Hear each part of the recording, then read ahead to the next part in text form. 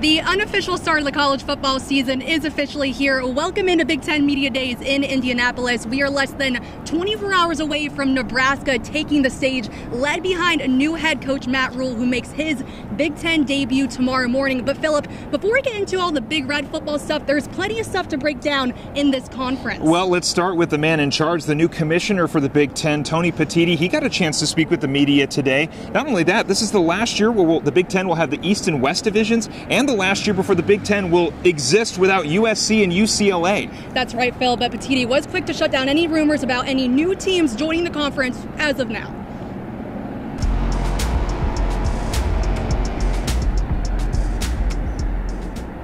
What I'll say is that all the direction I'm getting from leadership, our presidents and chancellors, our athletic directors, is to focus on USC and UCLA.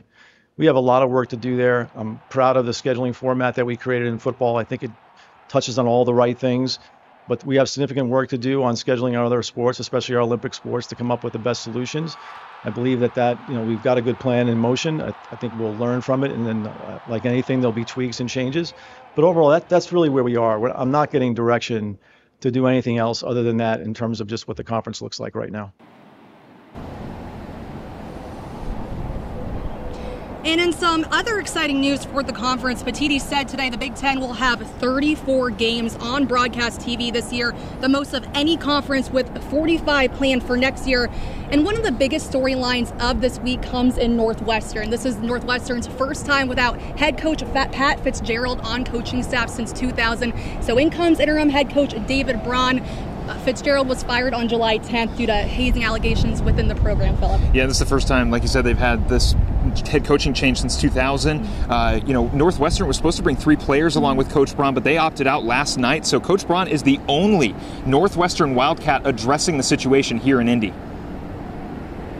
Yeah, I won't comment on anything that is alleged. I'm confident in the fact that our university has procedures in place to do what they need to do to seek facts and make decisions based off the facts. Since I arrived on January 16th of this year, I have seen nothing but a coaching staff, and the 2 names that you mentioned are guys that have rallied around our players and been there for them. And again, speaking on my experiences, I have full confidence in the men that are in that facility right now. Only school with preseason drama. Front Office Sports releasing an article today with former Minnesota players describing a toxic culture under head coach P.J. Fleck.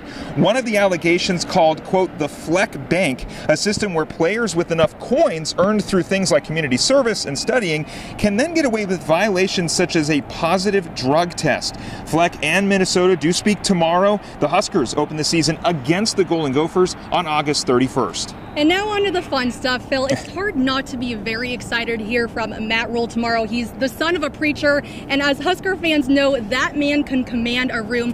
Something tells me he will steal the show tomorrow morning. Oh, 100%. And Coach Rhule will be joined by 3 players as well. Transfer quarterback, Georgia Tech transfer quarterback Jeff Sims. We'll get a chance to speak with him for the first time. Returning offensive lineman Ethan Piper and returning linebacker Luke-Reimer will be here. So a loaded day for Husker fans to get a chance to talk to those guys. That's right, Phil.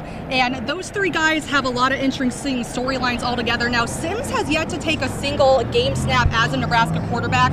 So the fact that he was chosen to be here says a lot about his leadership. He's looking to help resurrect a Nebraska team coming off a 4-8 season where they finished next to last in the division. The Huskers are looking to enter this new era with optimism as Rhule and staff get to work to get the Huskers back to their winning ways. Now, I know today is all about football, but exciting stuff in the volleyball world. The chancellor let the students know today that classes will be canceled for Volleyball Day in Nebraska on August 30th. Hey, I'm making a request right now to the chancellor to also give those kids August 31st off, the first game for the Huskers. Give them Friday off as well. Give them September 1st as well. Give them the whole weekend, but we'll see what happens. That would be awesome. Well, we're going to send it back to you in the studio. We'll have more coverage tonight coming up at 10 o'clock.